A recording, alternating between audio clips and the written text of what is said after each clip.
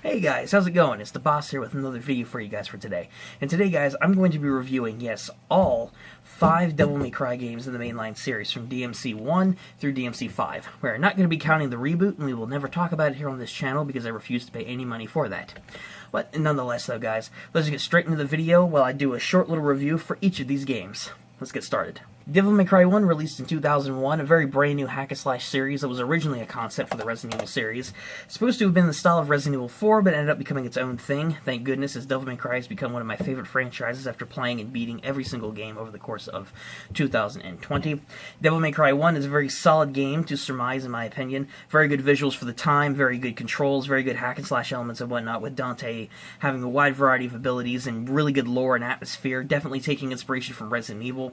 Fixed camera angles working very well within the environments as you explore a giant castle in order to take down a demon lord that your father Sparta, who was a legendary knight, fought and sealed away, but has of course come back. And the camera angles in this game work really well to its advantage too, and no tank controls because, my gosh, I played games like Onimusha in the past, and while I enjoyed the game, Devil May Cry's controls are way better for the type of game that it's going for, especially with those Resident Evil-esque elements in it. However, Devil May Cry 1 isn't perfect. Some of the mission layouts and structures and whatnot don't really fail that well. The underwater segments are very clunky, to say the least, to control, very floaty, and aren't really necessary as there's 2 different sequences and whatnot with them. And the platforming in this game, while they're precisely needed in order to get over different floating platforms, especially to get one specific weapon, in this game, that isn't the best. And the story, I wish, would have been fleshed out a lot more. While this game is definitely more mysterious than other games in the series, and is a really good addition to it, I really wish there would have been more fleshing out of characters. While it's a basic story in its own sense, and it's not a huge focus, certain characters I would have had no idea who they were, like Dante's brother Virgil, which I'm sure at the time was the point, but still, though, I would have had no idea who that was or what was going on without reading about it prior. Nonetheless, though, Devil May Cry 1 is very solid entering the series, a very good game, and a very classic game, I might add, that I recommend you guys pick up and play. Devil May Cry 2 is a terrible game and probably one of the worst games I've ever played, and definitely one of the most disappointing games that I've ever played. Devil May Cry 2 is a very notorious example of one of the most disappointing sequels to ever come out in gaming history, and with Capcom not using the original team, Little Devils, in order to make this game in the first place, you can clearly see why. This game, the best way I could ever describe it in a single sentence is Devil May Cry 2 is boring, bland, and not worth playing. The game is a downgrade in every single way. Dante has no personality in this game. There is no story to follow. Random villains, characters that aren't interesting or intriguing at all with basic dialogue. No focus on any cinematic elements whatsoever. Dante having no personality. Gameplay being slow, sluggish, blocky environments that don't look that great on the PlayStation even today. Different levels and segments and whatnot with nothing going on. Enemies that are way too easy to take down. An upgrade system severely downgraded from the original game with basic weapons that have no changes to them and no point for an upgrade system, because there's no point in upgrading any of them because there's no difference. So there's no weapon variety, terrible upgrade system, terrible environments, boring. There's just nothing to this game. The one redeeming factor that it had was cool boss designs, but the bosses in this game are tedious, monotonous, and you can beat most of them either by shooting your guns at them multiple times, and it taking forever to take down certain bosses in this game, like the Infected Chopper, with some of the worst boss fights I've ever played in the game. It's more a time waster than an actual difficult challenge, and that's exactly what Devil May Cry 2 is, a waste of time. So, Devil May Cry 2, not a good game. Can't really recommend this one. To say I love Devil May Cry 3 is an understatement. Devil May Cry 3 was a return to form after the disaster that was Devil May Cry 2. And I have to say, Devil May Cry 3 is a contender for one of my favorite games ever made. This is by far the best hack-and-slash experience in the series by far, and I think one of the greatest examples of a hack-and-slash adventure game that has ever been produced thus far in today's day and age. Devil May Cry 3 does so many things right that the original should have. This game is a prequel to the first game. You're visiting a very young Dante, a very comedic Dante, very good personality, good fleshing out of characters with Virgil, Arkham, Lady, and a bunch of other new characters introduced that appear later on in the series and whatnot. Dante has a great personality. His interactions with the different bosses and enemies that he faces, his cocky attitude that eventually helps him become a hero later on in the game, is fantastically done. Story of this game is a major upgrade in comparison to other games in the series, especially 2. Combat system is smooth, quick, it is smooth as butter. The weapon variety is amazing. The lore behind the different character descriptions and weapon descriptions work really well. The upgrade system in this game actually does something and gives you new moves to play around with, as well as strengthening different weapons. Each weapon being unique in its own sense, whether you have a rock and roll guitar that shoots bats and electricity, or you have a pair of ice nunchucks that you get from a Cerberus, which, by the way, creative touch in having an ice Cerberus instead of the stereotypical flame one. This game looks beautiful on the system as well, looks fantastic. Character models are amazing to go through as well. Really good boss fights in this game that actually look good, with the exception of Arkham, which was kind of disappointing whenever he attained the power of Sparta.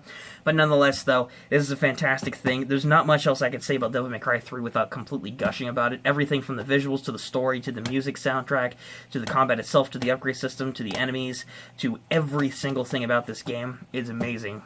And overall, I would highly recommend you pick up Devil May Cry 3. Fantastic game. Devil May Cry 4 was a really good game too. I argue not as good as 3, better than 2 by far, and probably better than 1, 2 in a lot of senses. Not as classic as 1, mind you, but this is still a good game nonetheless. Devil May Cry 4 takes everything from the Devil May Cry series story-wise and chucks in a new character with the form of Nero, who has a mysterious connection to Sparta and is able to use the power of Yamato, which is Virgil, Dante's brother's sword. So he's able to use the power of Sparta, but he doesn't know how. Whole premise of the game is him going through and trying to track down his friends, figure out what's going on within this organization he's a part of, as well as figuring out Dante's role in all of it and figuring out he may be on the wrong side of things, all while discovering his connection to the legendary Dark Knight that this cult that he's part of is worshipping. Devil May Cry 4, story-wise, I thought was really good. It was good seeing a different character in this game. Nero works really well. I do enjoy him as a character. His design's really good. His weapons and whatnot work really well in combat. And of course, the whole story as a whole is pretty good. The villain this time is like lackluster in comparison to Devil May Cry 3. But Sanctus works, and the organization in itself is fine enough. Definitely better than anything some of the previous games I've had to offer, especially 2, like I've said. So story-wise, I really like this game, and Dante's role in it. While he is a side character and still playable, Dante still is Dante as ever, so it's really good. The one thing I have about the story is I wish there would have been more Dante and, not Dante, but Trish and Lady in this game. Lady appears on one flashback cutscene, and her design was kind of so I wish she would have had a bigger role in this game. And Trish, she appears like 3 or 4 times, doesn't really add anything to the story. She's off camera most of the time. But I really wish they would have been in there more. But other than that, though, story in this game's good. Game looks really good on next-gen consoles as far as the 360 and the PS3 went when this initially launched.